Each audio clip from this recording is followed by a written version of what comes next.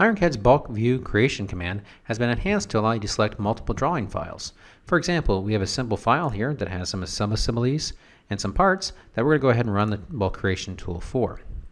And as you can see, we have a few files already selected here, so let's go ahead and create that. And this will lay out all the selected components onto their sheets. So you can see we have our various sheets of some parts inside of here and the master file as well. We can zoom in here. So let's go ahead and save this file. And we'll just call that bulk ICD and hit save. And say now we want to add or create some new drawings of just some part files. So inside of here, maybe we want to select some additional parts.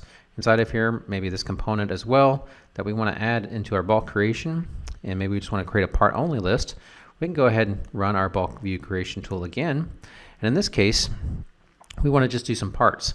So what I'm going to do is select only or clear all the assemblies inside of this and keep only my parts selected.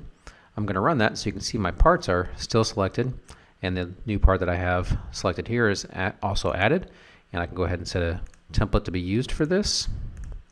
And now that we have all of our part files here selected, I don't want this to be part of the bulk creation template.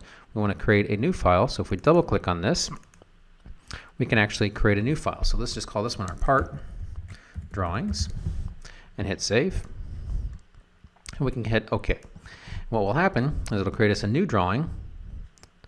Again, this is our new file that we just added there. And we can move these around if they overlap just a little bit. In our case, that one overlapped. We can also see all our other sheets are all just part files that we had created inside of there. And now we can save this file as well. And again, it's that part drawing that we wanted to create. So users can do this on any file that they want. So once they create this and close it, anytime you enter the bulk drawing command, it'll revert to the default saved drawing, but anytime you can double click to access initial drawing files to load them and reuse them, or pick new files to create drawings. So if you want to create assembly drawings as well, you could do it in the same process. I hope you find this useful and enjoy.